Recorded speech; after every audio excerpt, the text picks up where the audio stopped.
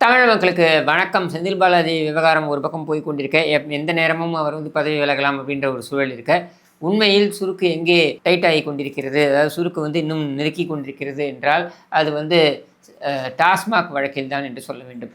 நேற்று வரலாற்று சிறப்புமிக்க ஒரு தீர்ப்பை உயர்நீதிமன்றம், சென்னை உயர்நீதிமன்றம் கொடுத்து விட்ட நிலையில் ஸ்டாலின் தரப்பு அடித்து கட்டிக்கொண்டு உச்சநீதிமன்றத்துக்கு ஓடுகிறார்கள் அப்படின்ற தகவல்கள் வந்த வண்ணம் இருக்கின்றன. நேற்றுக்கே பார்த்தீங்கன்னாக்கா அந்த தீர்ப்பு கொடுக்கும் பொழுதே அவங்க ஒரு நாள் ஆகுமா 1.5 நாள் ஆகுமானலாம் கேட்ட பொழுது 10 நிமிடத்தில் அது அப்லோட் ஆகிடும், நீங்களே எடுத்துக்கோங்க அப்படின்னு நீதியரசரே சொல்லிட்டாரு.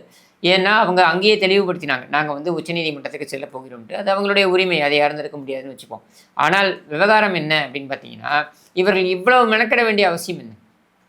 டாஸ்மாக் நிறுவனத்தில் இருக்கக்கூடிய ஊழியர்களை ரெய்டுங்கிற பெயரில் அவர்களை பல மணி நேரம் அமர வைத்தார்கள் அப்படின்றதெல்லாம் ஒரு காரணமாக சொல்லி இவங்க போகிறாங்களா? அது எதுவுமே கிடையாது. இவங்களுக்கு என்னென்னா, எக்கு தொக்காக இவர்கள் மாட்டிக்கொண்டிருக்கிறார்கள் அப்படின்ற ஒரு அச்ச உணர்வு இவர்களுக்கு வந்திருக்கிறது. இந்த அச்ச உணர்வு ஏன் வருகிறது என்றால், என்ன சிக்கி இருக்குன்றது இவங்களுக்கு தெரியல. இன்றைக்கி நம்ம டிஜிட்டல் உலகத்தில் இருக்கோம். ஒரு ரெய்டுன்னு ஒரு மொபைலோ இல்லை ஏதோ ஒரு விஷயமோ கைப்பற்றப்படுகிறதுன்னு வச்சுக்கோங்களேன். அதிலேருந்து அத்தனை தகவல்களும் எடுக்கலாம். நீங்கள் அழித்து விட்ட தகவல்களையும் கூட தோண்டி எடுக்கலாம். அதற்கான சாஃப்ட்வேர் எல்லாமே இன்றைக்கி இருக்குது. அப்போது ஒரு மொபைல் ஃபோன் கைப்பற்றப்படுகிறது, ஒரு அதிகாரியிடமிருந்து கைப்பற்றப்படுகிறது. அவர் முக்கியமான ஒரு நபரிடம் தொடர்பில் இருந்திருக்கிறார், அவங்க கூட வாட்ஸ்அப்பில் தொடர்பில் இருந்திருக்கிறார், அல்லது ஏதோ மெசேஜ் அனுப்பியிருக்காருங்க, ஏதோ ஒரு அவங்களுக்குள்ள ஒரு கருத்து பரிமாற்றமோ பணப்பரிவர்த்தனையோ அது எது வேணால் நடந்திருக்கலாம். இதெல்லாம் நடந்ததற்கான ஆதாரங்கள் இருக்கின்றன அப்படின்னு தெரிய வந்துவிட்டால், அப்போ ட்ரெயில் அவங்களை நோக்கி போகும். ட்ரெயில் என்றால் இந்த ஆதாரங்களுடைய அந்த பயணம் அப்படின்றது அது அவர்களை நோக்கி போகும். அப்போ அவர்களும் விசாரணை வட்டத்திற்குள் கொண்டு வரப்படுவார்கள். அவ்வாறு விசாரணை வட்டத்திற்குள் ஸ்டாலினுடைய குடும்பத்தினர் கொண்டு வருவதற்கான சாத்தியக்கூறுகள் இந்த டாஸ்மாக் வழக்கில் அதிகம் இருப்பதாக சொல்லப்படுகிறது. நீங்கள் கூர்ந்து கவனிங்க. நேரு மீது இந்த ரெய்டு நடக்குது, அதை பற்றி ஸ்டாலின் பெரிதாக கண்டுகொள்ளவில்லை.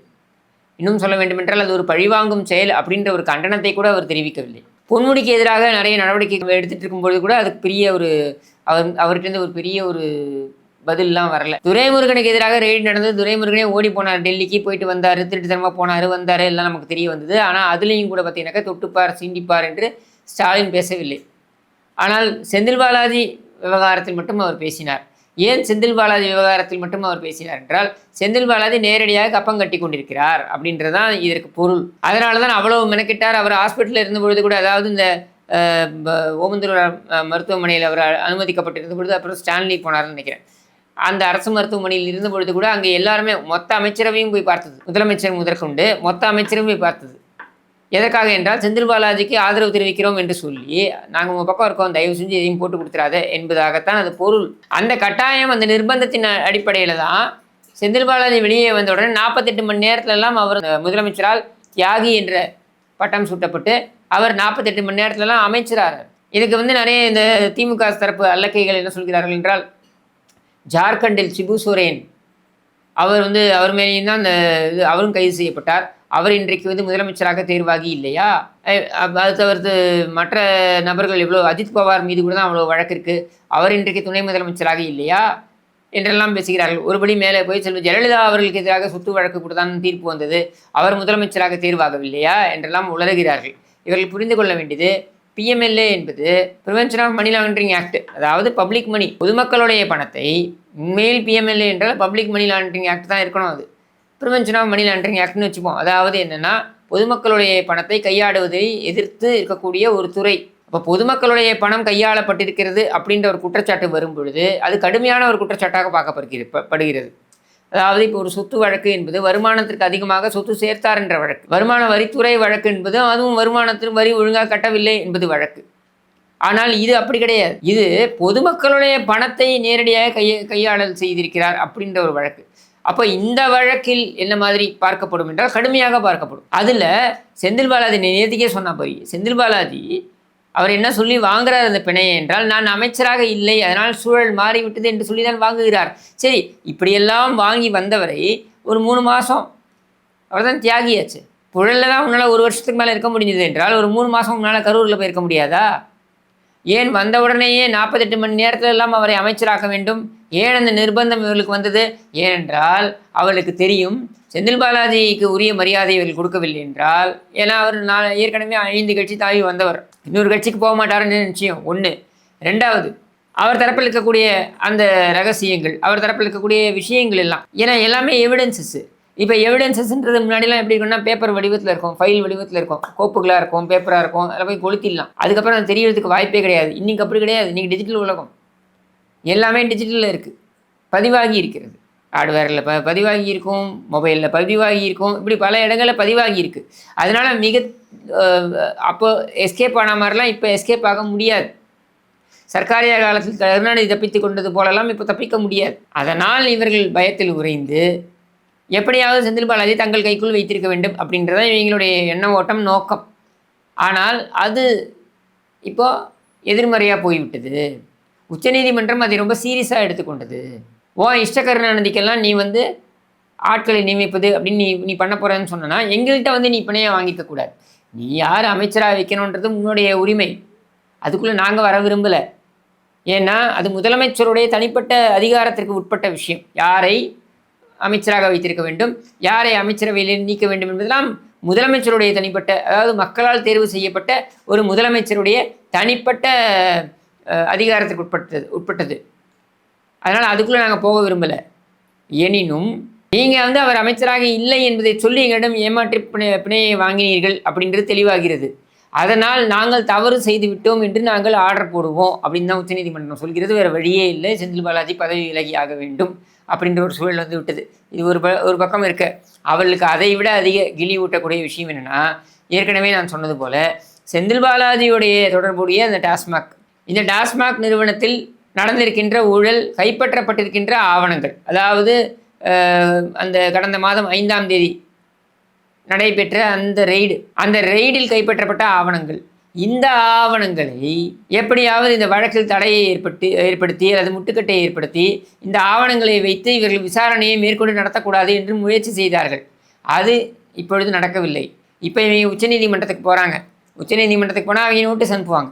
நோட்டீஸ் அனுப்பி அதுக்கு அவங்க பதில் சொல்லி அதுவரையில் எந்த இடைக்கால தடையும் இல்லை. உயர்நீதிமன்றம் மிக தெளிவாக சொல்லிவிட்டது, நீங்கள் ப்ரொசீட் பண்ணுங்கள் இன்வெஸ்டிகேஷனில் அப்படின்ட்டு. அப்போது விசாரணையில் இறங்கினார்கள் என்றால் முதல்ல சம்மன் அனுப்பப்படுவது யாருக்காக இருக்கும் என்று எனக்கு தகவல் வருகிறது என்றால் விசாகனுக்கு அனுப்பப்படும். யார் அந்த விசாகன் டாஸ்மாகோடைய எம்டி, அவருக்கு அந்த சம்மன் அனுப்பப்பட போகிறது என்று தகவல்கள் வந்த வண்ணம் இருக்கின்றன. எனக்கு வரக்கூடிய சோர்சஸ், எனக்கு வரக்கூடிய தகவல்கள் என்ன சொல்கின்றன என்றால், விசாகனுக்கும் ஸ்டாலின் குடும்பத்தைச் சேர்ந்தவர்களுக்கும் இடையே நடந்த அந்த கம்யூனிகேஷன், கருத்து பரிமாற்றங்கள், தகவல் பரிமாற்றங்கள், இது குறித்த ஆவணங்கள் எல்லாம் சிக்கிவிட்டன. அதனால் அது குறித்து விசாரிக்கப்படும். அது குறித்து விசாரிக்கப்பட்டு அவர் கொடுக்கின்ற பதில்களை வைத்து ஸ்டாலின் குடும்பத்தைச் சேர்ந்தவர்களும் சம்மன் கொடுக்கப்படும், அவர்களுக்கும் சம்மன் வழங்கப்படும். விசாகனை அடுத்து ஸ்டாலின் குடும்பத்தை நோக்கி தான் சம்மன் போகப் போகிறது. அப்போ ஸ்டாலின் குடும்பத்தின் கதவுகளை தட்டப்போகிறது அமலாக்கத்துறை. இந்த நன்னாளுக்காகத்தான் நாங்கள் காத்து கொண்டிருந்தோம். இந்த நன்னாளுக்காகத்தான் திமுகவிலேயே இருக்கக்கூடிய, அதாவது பரம்பரை திமுகன்னு சொல்லுவாங்க இல்லையா, அந்த மாதிரியான திமுகவினர் காத்து கொண்டிருக்கிறார்கள். ஏனென்றால் அவர்களை பொறுத்த வரைக்கும் செந்தில் பாலாஜி பஞ்சத்துக்கு திமுகவுக்கு வந்தவர், நாங்கள் பரம்பரை திமுக, அவன் பஞ்சத்துக்கு திமுக என்பது தான் அவர்களுடைய எண்ண ஓட்டம். அவை கிட்டத்தட்ட நம்பர் 2 அளவுக்கு துரைமுருகனை விட அதிகமான அதாவது துரைமுருகன் சீனியர் மூத்த அமைச்சர் என்று பார்க்கப்படக்கூடியவர், அவரை விட அதிகமான செல்வாக்கை செந்தில் பாலாஜியிடம் இருந்தது. இன்னும் சொல்ல வேண்டுமென்றால் ஒரு முறை அண்ணா அறிவாலயத்தில் ஸ்டாலினும் இவரும் துரைமுருகனும் பேசி கொண்டிருந்த பொழுது செந்தில் பாலாஜி வருகிறார். செந்தில் பாலாஜியும் நான் பேச வேண்டும், நீங்கள் கொஞ்சம் சற்று வெளியே இருங்கள், துரைமுருகனை பார்த்தே சொன்னதாகவும் தகவல். இப்போ அந்த அளவுக்கு தாங்க மூத்த கட்சியினர், கருணாநிதி காலத்திலிருந்து கட்சி இருக்கக்கூடியவர்கள், அண்ணாதுரை காலத்திலிருந்து கட்சியில் இருக்கக்கூடியவர்கள் 10 ஆண்டுகள் ஆட்சியில் இல்லாத பொழுது, இப்போ நான் சொல்கிறேன் 2011, அதாவது இன்னும் சொல்ல வேண்டும் என்றால் 2006 தான் திமுக கடைசியாக வெற்றி பெற்றது பொது தேர்தலில். 2006க்கு அப்புறம் 2021 தான் வெற்றி பெறுகிறது. 2006லேருந்து 2021 வரைக்கும் இந்த கட்சியை ஆட்சிக்கு கொண்டு வர வேண்டும் என்பதற்காக பாடுபட்டவர்கள். ஆனால் 2006லேருந்து 2011 வரைக்கும் ஆட்சி இருந்தது. 2011லேருந்து நீங்கள் பார்த்தீங்கன்னா 2021க்கும் கிட்டத்தட்ட 10 ஆண்டுகளில் 8 ஆண்டுகள் செந்தில் பாலாஜி அதிமுக ஆட்சியில் பெனிஃபிட்டை அனுபவித்தவர். அப்போல்லாம் நாங்கள்லாம் கஷ்டப்பட்ட போது இவன் கஷ்டப்படாமல், அப்போல்லாம் இவன் வந்து சொகுசாக இருந்துட்டு, இப்போ இந்த பக்கமும் வந்து சொகுசாக இருக்கானே என்கிற அந்த பொறாமை, இங்கே பொறாமை என்பதை விட பொறாமைன்னு கூட சொல்ல முடியாது, நியாயமான ஒரு எண்ண ஓட்டம் தான் சொல்லணும். அந்த எண்ண ஓட்டம் கொண்ட திமுகவினரும் கொண்டாடுகிறார்கள் இதை. எனக்கே நிறைய பேர் தொடர்பு கொள்கிறாங்க, சார் எப்படியாவது இவன் போகணும் சார் இவன் ஜெயிலுக்கு, அப்போ தான் சார் இந்த கட்சிக்கே விடுவு காலம் என்று சொல்லக்கூடிய அளவிற்கு அவர்களுடைய கோபம் இருக்கிறது. அதனால் இது பெரிய அளவில் பெரிய போராட்டம்லாம் ஒன்றும் நடத்த போகிறதில்ல. தொட்டுப்பார் சீண்டிப்பார் அந்த வீடியோக்கள்லாம் இனிமேல் வராது. திங்கட்கிழமைக்குள்ளாக செந்தில் பாலாஜி விலகுவார்.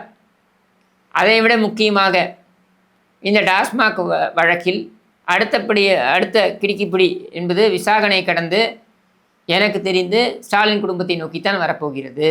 அப்பொழுது தொட்டுப்பார் சீண்டிப்பார் என்று வீடியோவை போடுகிறாரா ஸ்டாலின், இல்லது ஸ்டாலினை தான் இவர்கள் தொட்டு பார்த்து சீண்டி பார்க்க போகிறார்களா என்பதனை வருங்காலத்தில் நாம் தெரிந்து கொள்வோம் என்று கூறி விடைபெறுகிறேன். நன்றி, வணக்கம்.